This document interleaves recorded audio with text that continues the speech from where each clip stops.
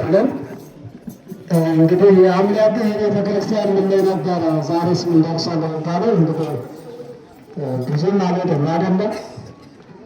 በባለፈው በየቀኑ እያደገ ነበረ። አሁን ላይ ግን ብዙም አይደለም። የምን እጥረት ነው ከተባለ ሁላችሁ ታውቁታላችሁ። እና የቃል ኪዳን ሰነድ አለ አዲስ የሚገነባው ቤተክርስቲያን ማለት ነው። ሁላችሁም እዚህ ፊት ለፊት ባለ የህንፃ ኮሚቴዎች አሉ። እዚያ ላይ ሄዳችሁ የቃል ኪዳን ሰነድ እየሞላችሁ እንግዲህ የምትሰጡትን እናንተ የምታውቁ በገንዘብ ሊሆን ይችላል፣ በዕቃ ሊሆን ይችላል። ያንን እየሞላችሁ እንድትሄዱ ለማሳሰብ ነው። ከዚህ በመቀጠል አጠር ያለ ትምህርት ይኖረናል። ትምህርቱን የሚሰጡን መላከ ብስራት መምህር መልአክ የገዳማውያን ዋሾ ቅዱስ ሚካኤል የስብከተ ወንጌል ክፍል ኃላፊ ይሆናሉ። እርሳቸው የሚናገሩበትን አንደበት እኛም ደግሞ የምንሰማበትን ዝነ ልቦና ዛሬ መንፈስ ቅዱስ ይግለጽልን። ወደ ምናችን ከመሄዳችን በፊት ሁላችሁም በያላችሁበት ቆማችሁ ኪሳቸውን ጠብቁ። ምናቸውን አሏችሁ? አሁን ኪሳቸውን አሁን እንዳሱት ብዙቶቻችን ወንድሞቻችን የመጡ እያለቀሱ ስለሆነ ይህንን ቀን አስቦ ጥቅምት አቦን አስቦ ሰርቆ ለመክበር አስቦ ተዘጋጅቶ የመጣ ሰው አለ። እናንተ ለመጽደቅ፣ ለመባረክ፣ ለመቀደስ፣ ለመስጠት፣ ለመመጽወት ስትመጡ ደግሞ ለመስረቅ ደግሞ ተዘጋጅቶ እዚህ የመገባ ስላለ ሁላችሁም ኪሳችሁን የጠበቃችሁ ለማለት ነው።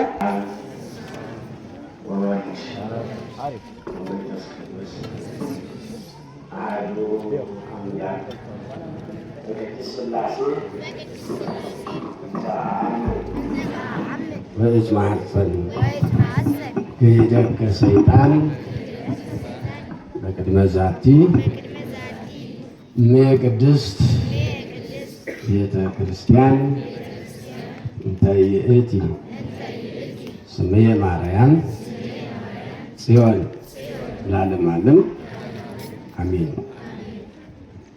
ቅዱስ አምላክ በዚህ በቅዱስ ቦታ እኛን ከሩቅም ከቅርብም አበርትተህ ፈቅደህ ወደህ ስለጠራህን ክብር ምስጋና ላንተ ይሁን። የተከበሩ መምህራችን መላከ ስብሐት መምህር ክብረ ሁሉ የወረዳ ቤተ ክህነት የከተማ ወረዳ ቤተ ክህነት ዋና ጸሐፊ፣ የተከበሩ መምህራችን መላከ ቅዱሳን ቀሲስ ወርቅነህ ጥላሁን የዚህ ታላቅ ደብር የመካነ ቅዱሳን አቡነ ገብረ መንፈስ ቅዱስ ቤተ ክርስቲያን ዋና አስተዳዳሪ፣ የተከበሩ መምህራችን መምህር ሰናይ የወረዳ ቤተ ክህነት ሰንበት ትምህርት ቤት ማደራጃ ክፍል፣ የተከበሩ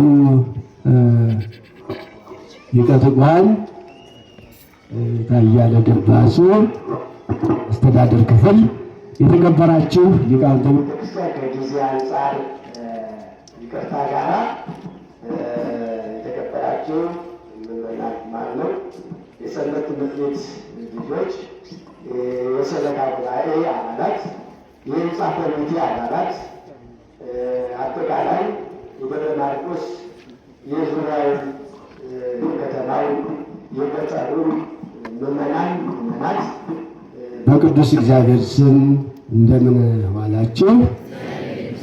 እንደምን ቆያችሁ? እንደምን እስከ ሰዓት በሰላም ጠብቆ አቆየን አቆያችሁ?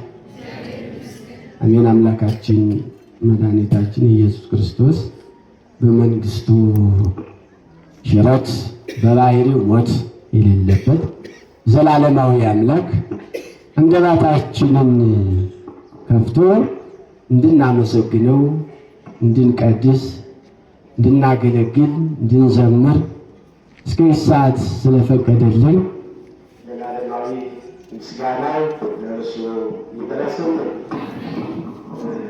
በእውነት ደስ የሚል ሲገለገል ቆየ አገልግሎት ደስ የሚል ነው።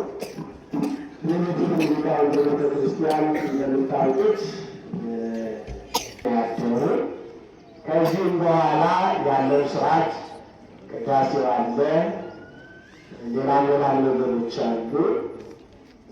እንደ ደብሩ ሕግና ስርዓት እየተመራ እስከ ፍጻሜ ድረስ ይቀጥላል። አሁን ግን ይሄ በእውነት ብዙ ታላላቅ ሊቃውንቶች አሉ፣ ግን ታዘዝ ስላሉ እንደው ከነሱ በመታዘዝ እኔ ስለምቀርብ ነውና ለዚህ ከእኔ ጋራ ጥቂት ሰዓት እንቆያለን። አስተማሪያችን መምህራችን ባለቤቱ ነው፣ ኢየሱስ ክርስቶስ ነው የሚያስተምረን። ስለዚህ እኔና እናንተ ያው እንደሚታወቀው መማር ነው የሚጠበቅብን አይደል እንዴ? ምንድነው የሚጠበቅብን? መማር ይጠበቅብን። ለዚህ ሁላችንም ከእግዚአብሔር እንማራለን። ተማሩ እምኔ እንዳለ ሁሉ ማለት ነው ከእኔ ተማሩ ብሏል። ስለዚህ ከእሱ ስንማር ደግሞ የምንማራቸው ነገሮች በሙሉ ማወቅና በዚያ ልክ መኖር ማለት ነው። በዚያ ልክ መኖር ይጠበቅብናል። ስለዚህ መነሻ የሚሆንን ቅድምም በእውነት በሰፊው ስትማሩ ነው የቆያችሁ። አሁን መነሻ የሚሆንንን ነግራችሁና በዚያ እንማራለን። ጻድቃንኒ ኤሉ ወይም ጻድቃን ኤሉ ውስተ ገዳም ወግበበ ምድር ወያዕጥቁ አቁሆሙ በጽድቅ ጠለ ገዳም ወእንስሳ ገዳምኒ ወእንስሳ ገዳም ይነብሩ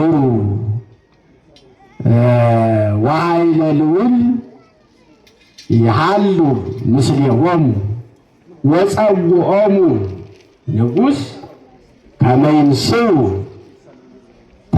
ፍሬ ተስፋሆሙ ይላል እና በዚህ ነው እንግዲህ የምንማረው። ይህ ማለት ምን ማለት ነው እያለን ለብዙዎቻችን ግልጽ ነው። ግዕዝ ለዚህ ሀገር ስለማይከብድ ማለት ነው አይደል? አይደል? ይከብዳል እንዴ ግዕዝ? አይሰማም? ጎጃም ቅኔ፣ ድጓ፣ ዝማሬ ምንድን አቋም ምንድን ያውቃል ነው የሚባል። በእርግጥ ያውቃል አይደል? ሴቶች አሁን አቋም እያወቃችሁ ነው አይደል? አሁን እኮ አቋሙን ነው ስትሉት የቆያችሁ። ግን ደግሞ ነገ የንታ ሳይመጡ እንዳትጀምሩ እሺ። ቀደም ብላችሁ አያቋም እንዲህ ከሆነ ምን ችግር አለ ብላችሁ ስቡ እንዳትሉ እሺ። ያው በቅደም ተከተል ነው እንጂ የአገልግሎቱ ጥሩ ግዕዝ መባለውንም እንግዲህ እንዲያው ፍሩንዱሱን እያደረግነን እንደዚህ በመጠኑ እያወቅነው ነው። በመጠኑ ማለት ነው። በመጠኑ ደግሞ እያጠፋ ነው። ይገርማችኋል። አዎ እንደ በመጠኑ ቤተክርስቲያኗ ውስጥ ሁሉ ያው አለ ግልጥ አይደል? እና ይህ ሀብታችን ስለሆነ አሁን ግን በእውነት እንዲያውም በስርዓተ ትምህርት ሁሉ ተዘርግቶ ግዕዝ እንዲሰጥ እየተስፋፋ ነው ያለ። ለዚህ ማወቅ ነው። እና ጻድቃን ወደ በየተራራው በየሸንተረሩና በየግበበ ምድሩ ዞሩ ይላል። ዞሩ ወያዕጥቁ ኀቁሆሙ በጽድቅ ጠለ ገዳም ወገባቸውን በጽድቅ አስረው በጽድቅ ዝናር አስረው ዞሩ። ወይነብሩ ምነው ከአራዊት ገዳም እንስሳ ገዳም ከእንስሳ ገዳም ጋራም አብለው ቅጠልን በሉ ይልና ወኃይለ ልዑል ምስሌሆሙ የእግዚአብሔር ኃይልም ከእነርሱ ጋር አለ ይላል። ማን አለ ይላል? የእግዚአብሔር ኃይልም ከእነሱ ጋር አለ። አዎ ወጸውዖሙ ንጉሥ ከመ ይንሥኡ ፍሬ ተስፋሆሙ ንጉሥን ጠራቸው ይልና የተስፋ ፍሬያቸውን ይቀበሉ ዘንድ ይላል። እና እንግዲህ ሁላችን ወደዚህ የመጣ ነው የተስፋ ፍሬ ለማግኘት ነው አይደል?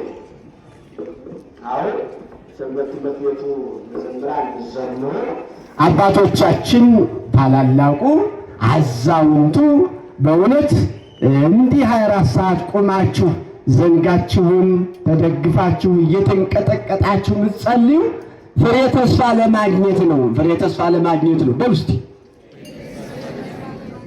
አልተሰማም በደንብ ሁሉ ላይ ፍሬ ተስፋ ለማግኘት ነው። በሉ እንደገና ሁላችሁም በሉ ፍሬ ተስፋ ለማግኘት ነው። ፍሬ ተስፋ ምንድን ነው? ተስፋ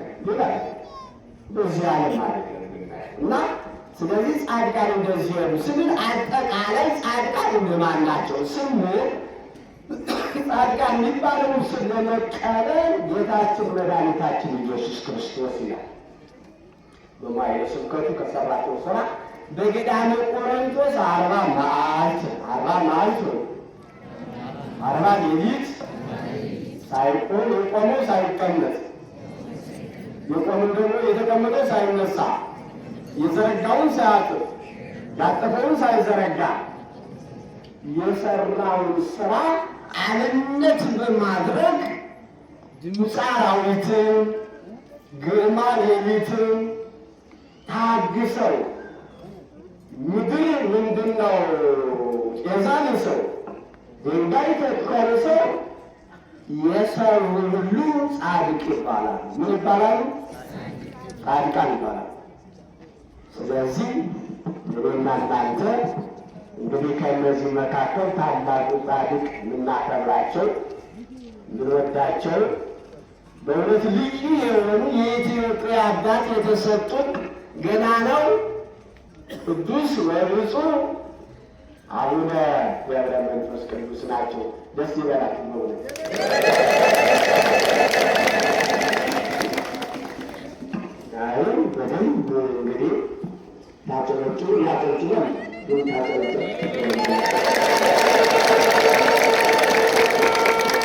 እና የእርሳቸውን ስራ ድምነው ግድነው ቢቀዳ የክረምቱ ማይበል ማለት ነው። የክረምቱ ማይበል ታውቃላችሁ? እቺ ማናት ወትሮን ባሱት ሞላ እንዴት እንደምታስጨንቅ አይታችሁታል አይደል? መስኮት ስታጥለቀልቀው የእርሳቸው ክብር ደግሞ ተሰብሮ አያልቅም። ተነግሮ አያልቅም። ተጽፎ አያልቅም። ለምን? የእርሳቸው ስራ በዚህ የሚለካ ስላልሆነ ማለት ነው። እና በእውነት ጻድቁን በጻድቁ ስም ምን ያለ ነው ወንጌል ማለት የዘከረ ያዘከረ የጠራ የጸለየ የጻድቁን ዋጋ ያገኛል። ይህ እንዲህ በጣም በሚገርም አነጋገር ማለት ነው። እና ስለዚህ ወደዚህ መጣችሁ ስትጸልዩ የሚገኘውን ግን እንዲህ ዳሳችሁ የምታዩት በዓይን የሚታይ አይደለም። ረቂቅ የእግዚአብሔር ስጦታ ረቂቅ ነው። የእግዚአብሔር ስጦታ ረቂቅ ነው፣ ረቂቅ ነው። ስለዚህ እንዲሁ ነው የሚኖሩን አባቶቻችንና ስለዚህ በዚያ ዞሩ ስንል ቅዱሳን አባቶቻችን ለብዙ ነገር ይጠራሉ ነው፣ ለብዙ ነገር ይጠራል። አንደኛ ጻድቅ የሚባለው ከማን ጀምሮ ነው ስንል ክርስቶስን ጨምሮ ጻድቅ ይባላል። እግዚአብሔር ማን ይባላል? ጻድቅ ባህሪ ነው። ጻድቅ ነው ይባላል። ጻድቃይ የሚና የሚለው እርሱ ራሱ ጻድቅ ተብሎ እኛ ጻድቃን እንድንባል ያደረገ ለእኛ የሰጠ እኛን ያደለ ቅዱስ ተብሎ ቅዱሳን እንድንባል የሰጠ ቅዱሳን ኩሉስ ማነኝ ቅዱስ አይደል? እኔ ቅዱስ ነኝና እናንተም ቅዱስ ሁኑ ብሎ እየተናገረ እኮ ለዚያ ነው። ክርስቶስ ተብሎ ክርስቲያን እንድንባል ወተሰኑ አርዲት ክርስቲያን አይደል? የክርስቲያን ተብሎ የተባለን እኮ በክርስቶስ ነው። ቅዱስ የተባለን በቅዱሱ በክርስቶስ ነው። ጻድቅ የተባለው በጻድቁ በእግዚአብሔር እና ስለዚህ ዞሩ ይላል። ወደዛ ሲሄዱ ቅዱሳን ይህንን ዓለም ንቀው ይህን ቀረውን ዓለም ይህን ያስጨንቀውን ዓለም ይህን ከንቱውን ዓለም ከንቱ ዓለም በውስጥ መጀመሪያ ብዙዎቻችሁ ጠቃሚ ያደርጉ እያላችሁ ከንቱን የዓለሙን ከንቱነት አውቀው ሰማያዊትን መንግስት ለመውረስ ሰማያዊውን መንግስት ሁሉም ነገር ይቀርብን ብለው ሂደው በበረሃ ወድቀው የጸለዩ ሁሉ ጻድቃን ይባላሉ። እነዚህም በዚያ ሲኖሩ ዛፍ ያፈራላቸዋል፣ ቶራ ይታለብላቸዋል። ቶራ ይታለብላቸዋል። ቶራ ይታለብ ማለት ምግብ አላስፈለጋቸውም። የእሳቸው ምግብ ልክ ዝም ብሎ 24 ሰዓት እንደ መላእክት ቅዱስ ቅዱስ ያደር እያሉ ማመስገን ነበር አይደል? ምን እያሉ ማመስገን ነበር? እያሉ ማመስገን ነበር አይደል?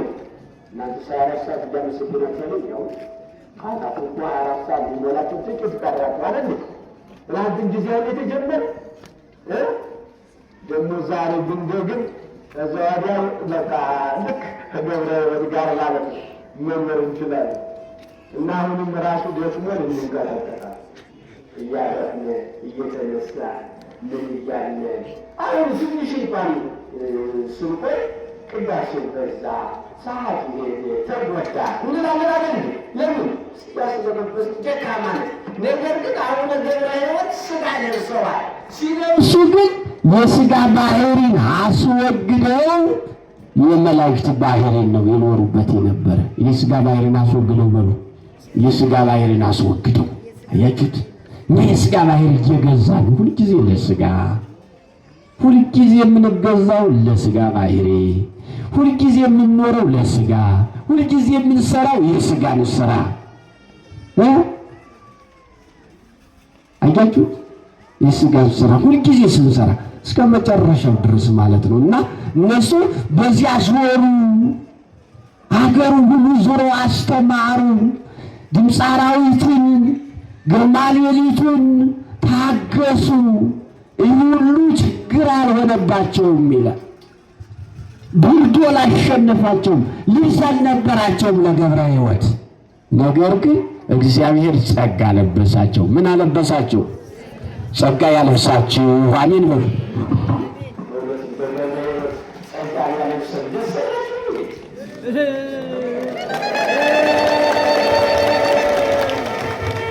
ስለዚህ ከራሳቸው ጀምሮ እስከ እግራቸው ጥፍር ድረስ ደስ የሚል ጸጉር፣ ነጭ ጸጉር፣ በረዶ የሚመስል ጸጉር እግዚአብሔር አምላካችን ለገብረ ሕይወት አለበሳቸው። አያችሁ? ከዚህ በኋላ ቢጸልዩ የፈለገ በበረሃ ቢኖሩ በብርድ ቢኖሩ ምንም ነገር አይደለም በሳቸው። ይህንን ሁሉ ተቆጥሎ በበለጠ ደግሞ ገብረ ሕይወት የጸለዩት ለኢትዮጵያ ነው። ለማን? ለኢትዮጵያ ነው። ለምን ገብረ ሕይወት አሁን ለኢትዮጵያ ይጸልዩላል? አሁን አባቸው እንዲህ አይነቱ ቅዱሳን አባቶቻችን የጸለዩባት ሀገር ታላቅ ሀገር በእግዚአብሔር የእግዚአብሔር ሀገር የሆነች የቅዱሳን መዲና የሆነች ታላቂቱ ሀገር ናት ኢትዮጵያ። ዛሬ እንዲህ እንደ በእውነት በሚያሳዝን ደረጃ ላይ የምትታይ እና ስለዚህ እኒህን አባት መማፀን፣ እኒህን አባት ሁልጊዜ መለመን፣ እኒህን አባት ወደ ቤታቸው መጥተን ሁልጊዜ መለመን ከኛ ይጠበቃል። ከእያንዳንዳችን ክርስቲያን ቀላል ነገር አለ። ሁሉ ዛሬ እሳቸው ጽላት ሲወጣ ለኢትዮጵያ ቁመው የጸለዩት አባት፣ ተዘግዝቀው የጸለዩት አባት፣ መላ ዘመናቸውን ለኢትዮጵያ የሰጡት አባት ሲወጡ ዛሬ የካሉ ሰው እውነት እኮ በቂ አይደለም። ከተማው እንኳን በሙሉ ቢመጣ ገጠሩ በሙሉ ቢመጣ ምድር እኮ በጠበበነት እያከበርን ነው ወይ? ቃል ኪዳናቸውን እየተቀበልን ነው ወይ? እየተጠቀምንባቸው ነው ወይ? ብንመጣም ባንመጣም ገብረ ሕይወት የኖሩ ጫካ ማለት ነው። የት ነው የኖሩ? ጫካ እሳቸው ምን ችግራቸው? የመላእክት ነው እኮ ዓለማቸው። ሲጀምር ዓለማቸው ዓለመ መላእክት ነው። የእኛ ዓለም አይደለም፣ አናስፈልግም። ስለዚህ በዚያ እየዞሩ ኖሩ። እንዘይቀንቱ ሀቁ የቆሙ በጽድቅ ዝናር ወገባቸው ለምጠው አስረው ለሀገራችን ለኢትዮጵያ ጸለዩ ማለት ነው። ሊቁ ነው የተናገረላቸው። ዝም ብሎ አይደለም። ታላቁ ሊቅ የደረሰላቸው የተነጋ የተናገረላቸው ቅዱስ ቃል። እዚህ እኛስ ወገባችንን አስረን ለገብረ ሕይወት መጸለይ አለብን አይደል? እሳቸውን መለመን አለብን፣ እግዚአብሔርን መለመን አለብን። አሁን ባሉን ማለት አለብን አይደል? አላችሁ ወገባችንን ስታጠቁበት አላችሁ የለም ያው ማወጣት ይገርማታል። ሰው ይሆን ወይ አይቺ ቆለ ታረሰው ደርሷል። ምን ተደረገ ነው እንዲህ በጣም በሚያሳዝን ማለት አባቶቻችን እንኳን ወገናቸውን አያዘው በጽድቅ ዝናር ነው የሚለው በጽድቅ በዚህ ነው። ነገር ግን እኛ ስጋዊውን አካላችን እንኳን የምንጠብቅበት የኔን ስራ ተባቸው የለም። ቀበቶውን የፈታ ቀበቶውን የፈታ ሃይማኖቱን የፈታ ሆዱን የዘረጋ ሆዱን ሰፊ የሆነ መታጠቅ ነው። አራሳት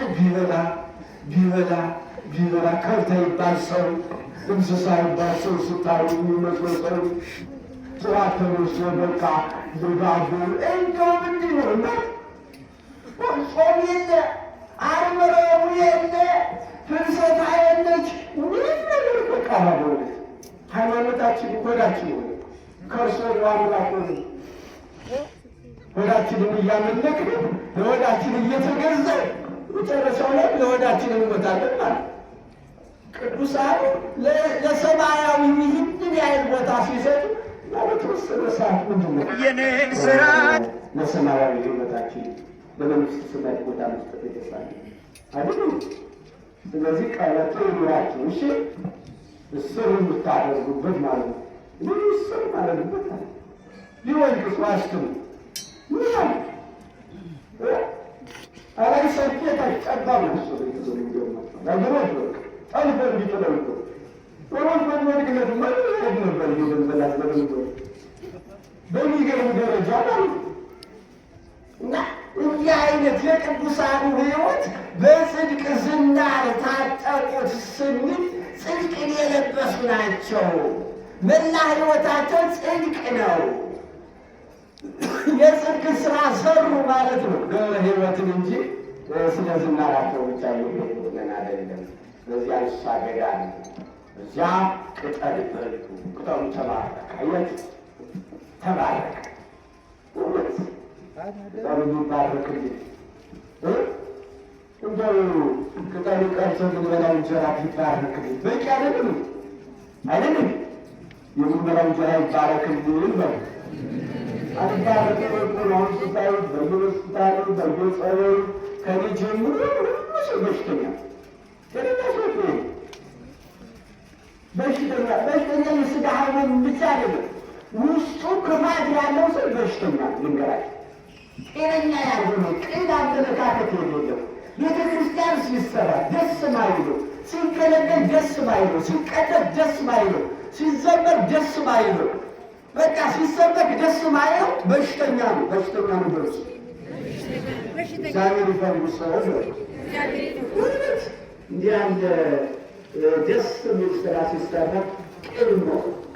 ቅኖች እውነት ነው። በዘመናችን በትንሿ በቃ ቅኖች ነው። ነገ እናልፋለን። እኛ ጋር በፊት የነበሩት አባቶቻችን በቅንነት ሰርተዋል። የኛ የኩንትራት ዘመን ይችል ምንም ጭምጭ ፍት አንድ መለኪያ ያረቄ ማትሞላ ይሆናል ያሉት አረቄ ታውቃለች። አረቄ ዞር ጸበል ትጸጥላላችሁ። ጸበል ማለት አትወዱም? የት ይሻላል? ጸበል ይሻል? አዎ ዛሬ ዝክሩ ጸበል ነው ማለት ነው። እና ስለዚህ በዚህ ልክ ነው የሚኖረው ማለት ነው። እነዚህ ከአራዊት ጋር ይኖራሉ፣ ከእንስሳት ጋር ይኖራሉ ማለት ከአራዊት ጋር ይገርማቸዋል። የገብረ ሕይወት ካሰቡት ቦታ የሚሄዱበት ምንድን ነበር? አንበሳ ይፈፋል። በአንበሳ ነበር የሚንቀሳቀሱ። አንበሳው ገብረ መንፈስ ቅዱስ በአንበሳ አንዱ ገዳም ሄዱና የአንዱን የእሳቸው አንበሳ ወደላውን አንበሳ ዋጠሩ አልታዘዝ ስባ በልበር ሲሉ እግሮች አያችሁ እንዴት አራዊት እንደሚታዘዝ እኛ ግን በገበሬነት እንታዘዛለን። እንታዘዛለን ወይ? ለእግዚአብሔር እንታዘዛለን ወይ? ለእናታችን ለቅድስት ድንግል ማርያም እንታዘዛለን ወይ? ለቅዱሳን መላእክት እንታዘዛለን ወይ? ለአባቶቻችን እንታዘዛለን ወይ? አንዳንዴ እናንተ መቼም ገብረሕይወት ካላናገሩበት ገብረሕይወት ይስጣቸው ታይታይ ይጨስበርና አለ ይዳቁ ማለት እነሱ የእርሱ አገልጋይ ናቸው። ክፋት ሊኖራቸው ይችላል። ቄስ ክፋት ሊኖር አይባልም። የመጀመሪያው እሱ ቀጥሎ ትምህርትናል ቀጥሎ ደግሞ ሲቀጥል ጠጋ ጠጋ ያለው ቤተክርስቲያን ጠጋ ጠጋ ሚለው ክፋት አያጣው። አያችሁ እንግዲህ ቅዱሳን ምዕመናንና ዛሬ የሚመጡትና ምንም አያውቁም። ማለት ይባላል ስጡስ ብላቸው ይሰጣሉ። እና እንዲህ አይነት ነገሮችን እንተዋቸው። ከእናንተ አያስፈልግም፣ አይጠቅምም፣ ለአገልግሎታችን አይሆንም ነው። እና ስለዚህ ከዛ ጋር ይኖራሉ። እና ገብረሕይወት በአንበሳ ብቻ ሳይሆን ደመናም ጠቅሶ ብቻ ነው እሱ በሚል ደስ ባላቸው ስለዚህ እንደዚህ እንኳን ገርመው የሚታዘዟቸው ናቸው። እሳቸው ብቻ ሳይሆን ብዙ አሉ። እነ ሳሙኤል ዘዋልድባ እና አባ ብዙ በጣም ብንዘረዝራቸው ብዙ አሉ። ተጠቃሽ ናቸው። እና እኒህ ሁሉ በእውነት ከእግዚአብሔር ጋር እየተነጋገሩ ቅዱስ የተባሉ ናቸው። ሰው እንደመሆናቸው ሰው ናቸው። ነገር ግን በስራቸው በአገልግሎታቸው በእግዚአብሔር ዘንድ በመቅረባቸው ግን መላክ ናቸው እና በእውነት መላካዊ ባህሪ እየተሰጣቸው ናቸው።